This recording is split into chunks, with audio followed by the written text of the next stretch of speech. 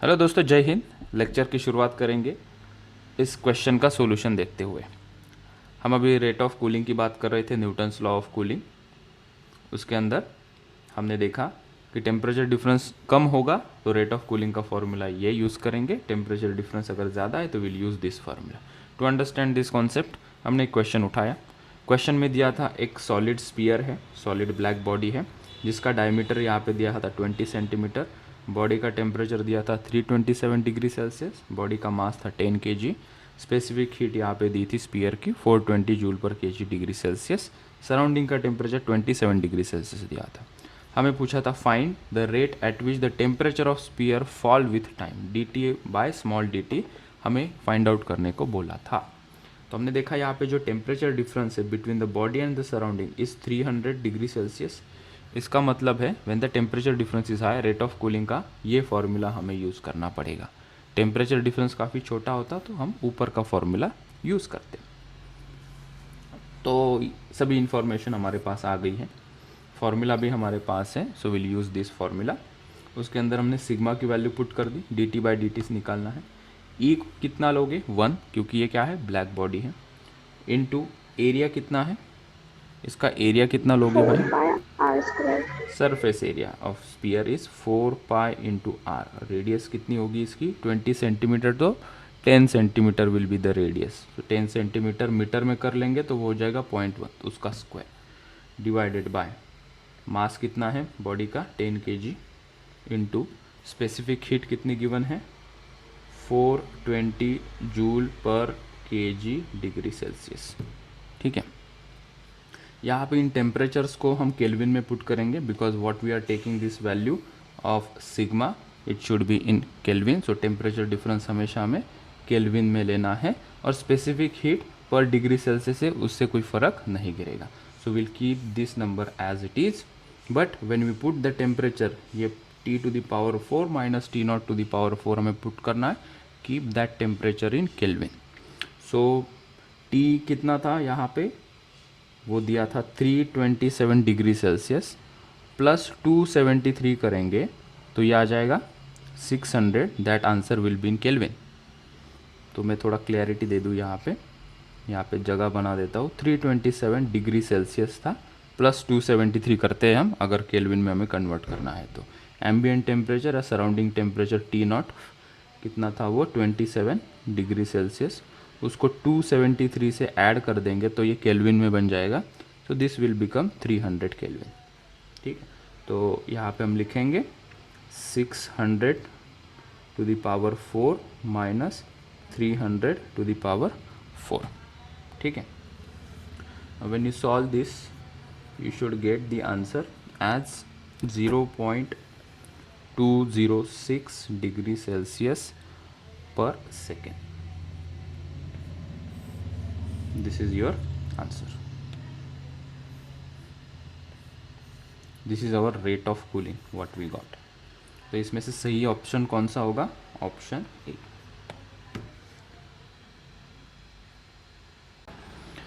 Okay, सो और एक question देखते हैं। A liquid cools from 70 degree Celsius to 60 degree Celsius in 5 minutes.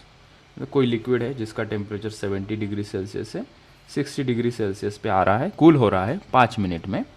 Calculate the time in which it cools from 60 to 50 degree Celsius. हमें बताओ फिर 60 degree Celsius to 50 degree Celsius आने में इसको कितना टाइम लगेगा। अगर सराउंडिंग का temperature, if the temperature of surrounding is 30 degree Celsius, तो हमने देखा यार ये फॉर्मूला कौन सा लगा है, हमने कहा temperature difference between surrounding and this body temperature are very small, hundreds में होगा, 200s में होगा, तो हम वो T⁴ के टर्म वाला फार्मूला यूज़ करते।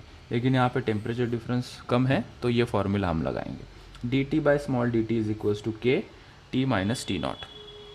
ये हमें यूज़ करना है। यहाँ पे कौन से टर्म को क्या पुट करेंगे ये हमारा सवाल है, और इसको कैसे सॉल्व करेंगे। यहाँ पे T0 तो मैं पुट कर दूंगा 30 डिग्री सेल्सियस। T0 को क्या पुट करूंगा मैं, 30 डिग्री सेल्सियस। इस T को क्या पुट करूँ मैं, अगर ये पहली सिचुएशन देखो, for some time forget about this situation, इसको थोड़ी देर के लिए भूल जाओ, concentrate on this situation only. इस सिचुएशन के लिए मुझे इस इक्वेशन में प्लॉट करने हैं नंबर्स। 70 डिग्री सेल्सियस है, 60 डिग्री सेल्सियस है, टाइम 5 मिनट है। ये टी को क्या पुट करें? क्या टी को मैं 70 डिग्री सेल्सियस पुट करूँ? क्या इस टी को मैं 60 डिग्री सेल्सियस पुट करूँ? टी क्या है? T is the temperature of body. What is T? Temperature of body, बराबर है। लेकिन यहाँ पे बॉडी के दो टेम्परेचर गिवन है, 70 डिग्री सेल्सियस 5 मिनट के बाद 60 डिग्री सेल्सियस। तो दिक्कत हो जाएगी ना, यहाँ पे हम क्या पुट करेंगे? ओके। फिर यहाँ पे dt को क्या पुट करें? स्मॉल dt को क्या पुट करें? तो वन बाय वन मैं एक चीज़ों को बता देता हूँ। What is dt? dt is nothing but change in temperature.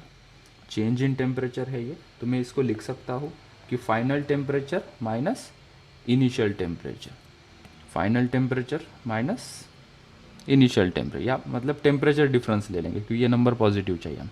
So 70 minus 60, T को मैंने लिखा 70 माइनस 60, ठीक है, क्योंकि कूल हो रहा है ना, गर्म होता तो हम फाइनल माइनस इनिशियल करते हैं, cooling down. So bigger temperature is 70 minus smaller temperature 60।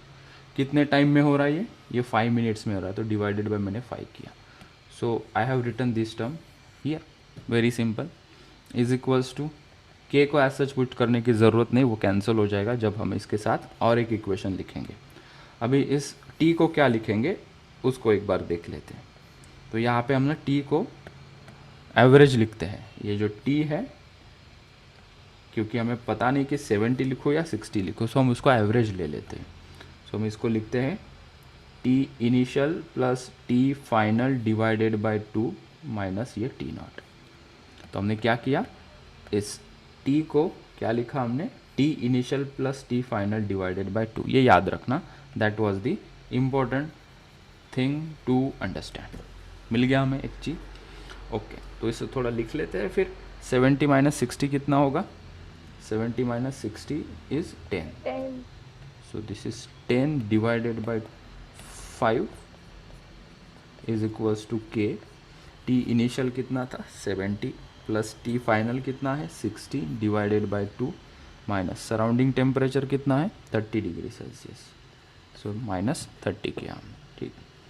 तो ये 10/5 कितना आएगा? ये आएगा 2 इज इक्वल्स टू ये के। 70 प्लस 60 कितना होगा? 130 डिवाइडेड बाय 2 दैट इज 65, ये माइनस 30 कितना मिला ये? सो 2 is equals to k into 65 minus 30 is 35, this is 35। इसको इक्वेशन नंबर हमने 1 दे दिया। ओके, आ गया, ठीक है। के की वैल्यू हम अभी सेकेंड 5 को मिनट्स में ही रखा है, ज़रूरत नहीं, मिनट्स में ही रखा है, हमें इसका आंसर भी मिनट्स में ही मिल जाएगा। हम अभी चले सेकेंड सिचुएशन में, जब इसका टेम्परेचर 60 से 50 डिग्री सेल्सियस हो रहा है, तब एक इक्वेशन हमें और मिलेगा। इस पेज को हम छोटा करेंगे,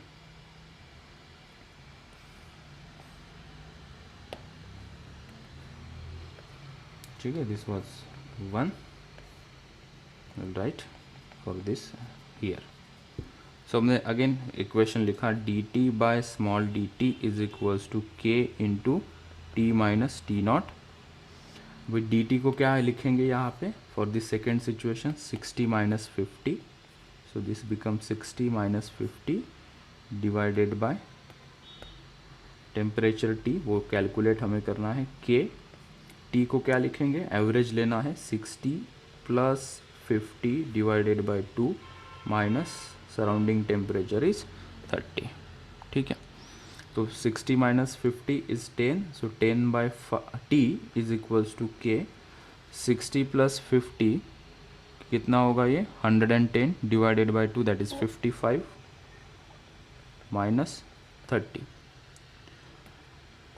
तो what we are getting here, 10 by t is equals to k into 55 minus 30 is 25। इसको हमने हाईलाइट किया, that is my second equation, this is my second equation. अब ये इक्वेशन और ये इक्वेशन को अगर हम डिवाइड कर देते हैं, if we divide this two equation, that I will write it here. So 1 divided by 2 अगर हम करते हैं, सो 1 क्या है, 2 is equals to k into 35 divided by 2 क्या है, इट इज़ 10/t, और यहाँ पे क्या है k इंटू 25। तो ये क्या हो जाएगा, यहाँ से k और k कट हो जाएगा, ये जो t है ये डिनोमिनेटर के डिनोमिनेटर में तो t ऊपर चला जाएगा, सो ये हो जाएगा 2t divided by 10 is equals to 35 divided by 25। Okay, solve कर लेंगे यहाँ पे, ये 5 हो जाएगा, 5 उधर चला जाएगा, सो t कितना मिल रहा है हमें, so t is equals to 35 divided by 25 into 5। इसको सॉल्व करेंगे, ये हो जाएगा, यहाँ पे हो जाएगा 5, ये 7, 5 कट हो गया, दैट इज 7 मिनट। तो 7 मिनट में इसका टेम्परेचर डिक्रीज हो जाएगा फ्रॉम 60 टू 50। यहाँ पे भी टेम्परेचर डिफरेंस 10 डिग्री सेल्सियस का था, यहाँ पे भी टेम्परेचर डिफरेंस 10 डिग्री सेल्सियस का था, लेकिन 70 टू 60 आने में 5 ही मिनट लगे। 60 टू 50 डिग्री सेल्सियस का टेम्परेचर कूल डाउन होने में कितना टाइम लगा, 7 मिनट। सो जैसे जैसे टेम्परेचर कम हो जाता है या एम्बियंस के साथ टेम्परेचर डिफरेंस कम होता है, ज़्यादा टाइम लगता है बॉडी को कूल होने में। यहाँ से हम सीखे और एक क्वेश्चन करते, तुम लोग इसे सॉल्व करके दिखाओ मुझे, वो हो जाएगा। ओके, सो ये किया कि हमने 7 मिनट रिकॉर्डिंग में ले लिया। ये क्वेश्चन लिया कह रहे हमने रिकॉर्डिंग में, एनीवन रिमेंबर? हाँ सर, लिया लिया। ठीक है, तो इसका 7 मिनट आंसर आया था इस क्वेश्चन का। एक क्वेश्चन और लिया हमने अभी, a liquid cools from 80 degree Celsius to 60 degree Celsius in 5 minutes, it cools from 60 degree Celsius to 50 degree Celsius in 4 minute, calculate the temperature of surrounding. Temperature of surrounding हमें बताइए भाई कितना होगा। तो 80 टू 60 5 मिनट में जा रहा है, 60 टू 50 4 मिनट में जा रहा है, और सराउंडिंग का टेम्परेचर बताओ कितना है। फॉर्मूला हमारे पास ये है, इस सिचुएशन के लिए यहाँ लगाते हैं और इस सिचुएशन के लिए ये फॉर्मूला यहाँ लगाते हैं। दोनों इक्वेशन को सॉल्व करोगे, टेम्परेचर ऑफ सराउंडिंग मिल जाएगा। तो यहाँ पे dt/dt is equals to k into temperature of body, तो एवरेज टेम्परेचर लेंगे, initial final divided by 2 minus temperature of surrounding. So dt को हमने लिखा 80 माइनस 60 डिवाइडेड बाय कितने टाइम में, 5, तो लिखा 5 is equals to k 80 plus 60 divided by 2 minus temperature of surrounding.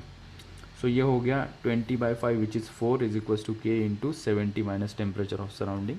इसको इक्वेशन 1 दिया। सेकेंड सिचुएशन में दिया था 60 टू 50 4 मिनट में बॉडी टेम्परेचर अटेंड कर रही है, तो in this formula 60 minus 50 divided by 4 is equals to k times इसका एवरेज टेम्परेचर बॉडी का 60 plus 50/2 minus temperature of surrounding. This becomes equation 2। इन दोनों को हमने डिवाइड कर दिया, ये 4 और ये 10/4, तो ये 4 डिवाइडेड बाय 10/4, तो ये 4 ऊपर चला जाएगा, is equals to this term is here divided by this term which is here. K और के वैसे भी कट हो जाने वाला है। तो इनको सॉल्व किया हमने, 55 उधर चला गया, 10 इधर चला गया, 55 माइनस TS इधर आ गया, 10 इधर आ गया, तो ये 10 5 हो गया, यहाँ पे ये 8 हो गया। नीचे हमने सॉल्व किया, सराउंडिंग का टेम्परेचर हमें मिल गया 30 डिग्री सेल्सियस। ओके, तो इसका आंसर है ऑप्शन बी। देखो क्वेश्चन में क्या पूछा है, a body is cooled from higher temperature to lower temperature with a small temperature difference with surrounding, the nearly correct graph for temperature versus time will be. यहाँ पे 4 graph दिए, उसमें से करेक्ट ग्राफ हमें देखना है। हमारे पास कुछ रेट ऑफ कूलिंग का फॉर्मूला है ना, dt divided by small t is equals to k into T minus T naught, ये फॉर्मूला है। ठीक है, हमें एक चीज़ पता है, क्या चीज़ हमें पता है कि बॉडी का टेम्परेचर 80 डिग्री सेल्सियस है। कोई एग्जांपल से समझने की कोशिश करते हैं, पीछे का ही एग्जांपल मैं ले लेता हूँ। यहाँ पे कौन सा एग्जांपल हमने लिया था, दिस एग्जांपल, ये वाला देखो, जहाँ पे बॉडी का टेम्परेचर 70 डिग्री सेल्सियस था और 60 डिग्री सेल्सियस 5 मिनट में हो गया, लेकिन 60 degree Celsius to 50 degree Celsius temperature attend करने में कितना टाइम लगा, हमने देखा 7 मिनट लगा। भले दोनों का टेम्परेचर डिफरेंस सेम था, मतलब जैसे जैसे टेम्परेचर ड्रॉप होते जाएगा ना, रेट ऑफ कूलिंग स्लो होते जाएगा। With as temperature drops rate of cooling slower, as temperature drops rate of cooling becomes slower. ठीक है, ऐसा हम कमेंट कर सकते हैं। तो वो जस्टिफाई करने के लिए 4 ग्राफ में से कौन सा सही होगा? पहले ग्राफ में देख रहे हैं हम with respect to time temperature difference evenly reduce हो रहा है, क्योंकि उसका स्लोप देखो, हर एक मूवमेंट पे इसका स्लोप क्या है? कांस्टेंट है। dt by dt is the slope of temperature versus time graph, वो यहाँ पे कांस्टेंट है। इसका क्या मतलब है कि बॉडी का temperature 60 to 50 degree Celsius 3 minute में आता है, तो 50 से 40 डिग्री सेल्सियस भी 3 मिनट में ही आएगा। 40 से 30 डिग्री सेल्सियस का टेम्परेचर भी 3 मिनट में आएगा। वो गलत है, हमें पता है। टेम्परेचर ड्रॉप होगा तो रेट ऑफ कूलिंग स्लो हो जाएगा, इसलिए पहला ऑप्शन सही नहीं है। यहाँ पे स्लोप कांस्टेंट है, लेकिन स्लोप कांस्टेंट होता है क्या? नहीं। टेम्परेचर और टाइम का स्लोप कांस्टेंट होगा तो उसका मतलब है कि सेम टाइम में बॉडी का टेम्परेचर कम होते जाएगा। That is not true. तो पहला तो एलिमिनेट कर दिया हमने। सेकेंड ग्राफ की बात करते हैं। सेकेंड ग्राफ में क्या हो रहा है? ये कह रहे हैं कि कुछ हद तक टेम्परेचर डिफरेंस कांस्टेंट रहेगा और सडनली बॉडी का temperature with respect to time constant हो जाएगा। ये भी गलत है, क्योंकि ये पोर्शन जो बता रहा है कि टेम्परेचर टाइम के हिसाब से यूनिफॉर्मली घटेगा, सही नहीं है। हायर टेम्परेचर पे बॉडी जल्दी कूल हो जाती है, जैसे सराउंडिंग के टेम्परेचर की तरफ आते हैं बॉडी का टेम्परेचर घटने में टाइम लगता है। तो ये लाइन ही गलत है। ठीक, फिर हम ऑप्शन डी को देखते हैं और ऑप्शन सी को देखते हैं। ऑप्शन डी हमने देखा। ऑप्शन डी क्या है? ये ऐसा ग्राफ है। ऑप्शन सी क्या है? ये नीचे वाला ग्राफ है। यहाँ पे हम देखते हैं ये 2 पॉइंट्स अगर हम कंपेयर करेंगे, ए और ये बी, यहाँ पे ए और ये बी पॉइंट अगर हम कंपेयर करेंगे, ठीक है, ए टू बी जाने में ज़्यादा टाइम लग रहा है, यहाँ पे ए टू बी जाने में कम टाइम लग रहा है। देख सकते हैं ना हम, यहाँ पे स्लोप स्टीफ है, यहाँ पे स्लोप कम है। स्लोप ज़्यादा मतलब क्या है? रैपिडली वो टेम्परेचर जल्दी ख़त्म होगा। यहाँ पे स्लोप स्लोवर है, मतलब ए टू बी जाने में टाइम ज़्यादा लग रहा है। मतलब बॉडी का टेम्परेचर जब हायर है और वो थोड़ा सा टेम्परेचर कम करता है अपना, तो it will take more time, which is not true. Where option C क्या कह रहा है कि बॉडी का टेम्परेचर ज़्यादा है, ये ज़्यादा है ना, ज़्यादा टेम्परेचर टू कम टेम्परेचर जब हम आ रहे हैं तो कम समय में आ रहा हूँ मैं। यहाँ पे देखो, यहाँ से यहाँ, ये देखो यहाँ से यहाँ, it will taking more time. तो ऑप्शन सी में हायर टेम्परेचर पे टाइम कम लग रहा है, तो ये सही बता रहा है। और जैसे जैसे और एक मैं पॉइंट लूँ, बी टू सी अगर ये पॉइंट लेता हूँ, टेम्परेचर और मैं कम करना चाहता हूँ, तो it is taking more time. Slope घट रहा है, पहले स्लोप ज़्यादा था फिर स्लोप कम हो रहा है। इसका मतलब है बॉडी का टेम्परेचर जब हायर था तो वो जल्दी से टेम्परेचर ड्रॉप कर रहा है, और जैसे बी टू सी में देख रहा हूँ मतलब बॉडी का टेम्परेचर कम हो गया और कम होने को गया, तो it will take more time. So ये करेक्ट जस्टिफिकेशन दे रहा है। As temperature drops the rate of cooling become slower. ये स्लोप से हमें पता चला, जैसे जैसे टेम्परेचर ड्रॉप होते जाएगा स्लोप इसका कम होते जाएगा। ठीक है, डी क्यू सही नहीं है। जैसे जैसे टेम्परेचर ड्रॉप होते जाएगा, जैसे जैसे टेम्परेचर ड्रॉप होते जाएगा इसका स्लोप बढ़ रहा है। मतलब ये उल्टा कह रहा है कि हायर टेम्परेचर पे ये बॉडी ज़्यादा टाइम लगाती है, और जैसे ही बॉडी का टेम्परेचर कम हो जाता है और कम होने में वो फास्टर कूल हो जाती है। So option D is not correct, option C is giving the correct explanation. Higher temperature it will cool faster, जैसे ही टेम्परेचर ड्रॉप हो जाएगा वहाँ से और टेम्परेचर कम होने में ज़्यादा टाइम लगेगा। Option C is explaining that thing correctly. Option D उल्टा बोल रहा था कि टेम्परेचर कम हो जाएगा तो और जल्दी ठंडा हो जाएगा, नहीं, क्योंकि स्लोप यहाँ पे स्टीफ था, मतलब जल्दी ठंडा हो जाएगा। That is not true. B to C देखो, टेम्परेचर कम हो जाएगा तो स्लोप भी कम हो रहा है। स्लोप कम हो रहा है मतलब इट टेकिंग मोर टाइम।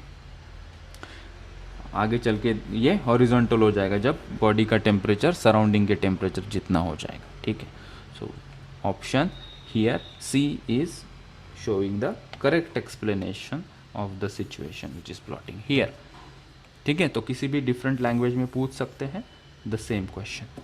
ठीक है, तो याद रखना इसका ऑप्शन सी सही क्यों आया है। ऑप्शन ए, बी और डी क्यों सही नहीं है ये भी तुम्हें पता होना चाहिए। सोलार कांस्टेंट ये टर्म पढ़ते हैं हम। सन हमारे पास यहाँ पे गिवन है, दिस इज सन, ओके, और यहाँ पे अर्थ है, दिस इज अर्थ।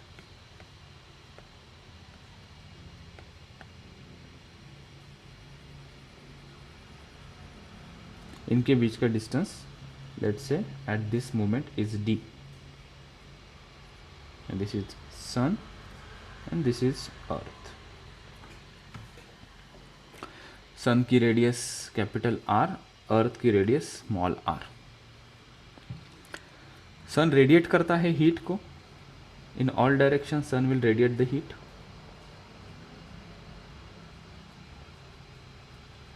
और उसका कुछ पोर्शन, सन के एनर्जी का कुछ पोर्शन अर्थ पे रीच हो रहा है थ्रू रेडिएशन, इलेक्ट्रोमैग्नेटिक वेव्स, ठीक है। तो what is mean by solar constant? तो ये क्या कहते हैं, सोलार कांस्टेंट का मतलब क्या है? Solar constant is the energy received on earth surface per unit area per unit time।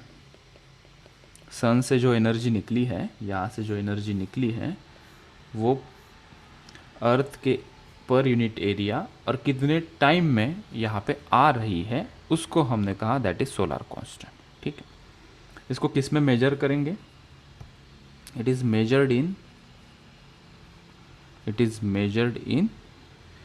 अब यही डेफिनेशन, हाँ डेफिनेशन बोल रहा है, energy upon per unit area है that is metre square, into time है that is second. So joule per metre square second में ये मेजर होगी, या इसको हम कहेंगे वैट पर मीटर स्क्वायर, क्योंकि जूल पर सेकेंड क्या होता है? वैट, ठीक है। सन एक ब्लैक बॉडी होती है, सन is considered to be a black body, okay. हमें सोलार कांस्टेंट का कुछ फॉर्मूला भी मिलेगा, जो डेफिनेशन मिली हमें, solar constant is the energy received on earth पर unit area per unit time, उसका कुछ फॉर्मूला हमें मिलेगा। सो सोलार कांस्टेंट H से दिखाया जाता है, S which is equals to, यहाँ पे एनर्जी रिसीव्ड या पावर अपॉन मीटर स्क्वायर के टर्म में दिखाएंगे, that is power emitted by sun divided by ये एरिया कवर्ड फॉर अर्थ, ठीक है। तो power emitted by sun, power emitted by sun हमने देखा था स्टीफन बोल्ट्जमैन कांस्टेंट में। स्टीफन बोल्ट्जमैन कांस्टेंट क्या कहता है? If I write this as 1 here and the second portion I am writing here, इसको लेके आते हैं। सो ये पावर पहले निकालते हैं। पावर मतलब क्या होगा? ये dq/dt, राइट। हमने देखा था स्टीफन बोल्ट्जमैन कांस्टेंट में। फॉर्मूला क्या है स्टीफन बोल्ट्जमैन कांस्टेंट का? सिग्मा E (a) (T⁴ सन का एब्सोल्यूट टेम्परेचर ले रहे, सराउंडिंग वहाँ पे होता नहीं है कुछ, ये हो गया dq/dt, उसको P पावर लिख सकते हैं, rate of heat flow is nothing but power. So अगर sun is a black body तो इसका E क्या होगा? 1 होगा। तो यहाँ से मुझे मिला सिग्मा इंटू इसका एरिया क्या होगा? सन का एरिया क्या लेंगे हम? सरफेस एरिया लेना पड़ेगा, that is 4 pi capital R² into temperature of sun to the power 4। तो ये पावर का फॉर्मूला हमें मिल गया, ठीक है।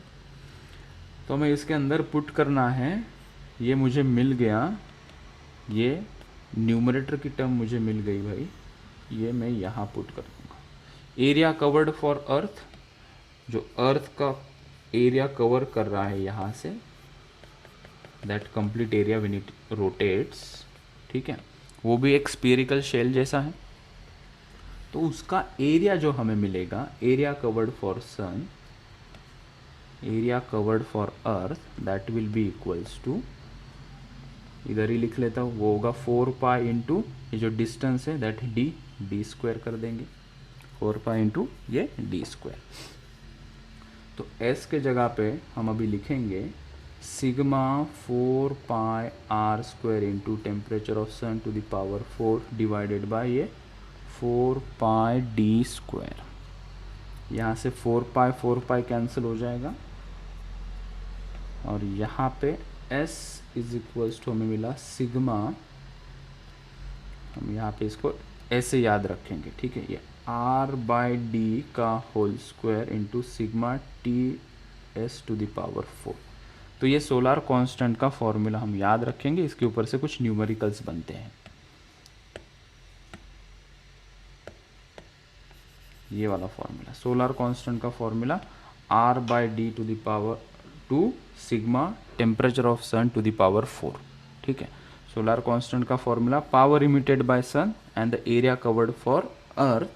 तो यहाँ पे हमने पावर निकाला स्टीफन बोल्ट्जमैन के फॉर्मूला से और वो पुट कर दिया यहाँ पे और divided by area covered for earth 4 pi D square. So solar constant एक हमें मिल गया यहाँ पे ये। So this is nothing but our solar constant.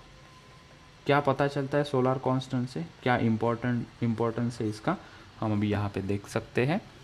यहाँ से हम temperature of sun find out कर सकते हैं। What we can do, we can find out temperature of sun कितना होता है। पहले इतना लिख लो, फिर नेक्स्ट पेज पे क्वेश्चन के द्वारा इसके टेम्परेचर ऑफ सन हम फाइंड आउट करते हैं, ठीक है। तो क्वेश्चन में सभी चीज़ें हमें मेंशन है। Assume the solar constant is this one, radius of sun is this one, distance of earth from centre of sun is this one, Stefan constant इतना है, तो अप्रोक्सीमेट सन का टेम्परेचर कितना होगा।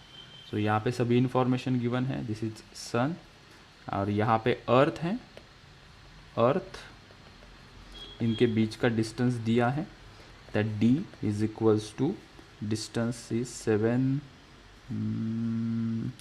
Is 1.5 into 10 to the power 8 kilometre.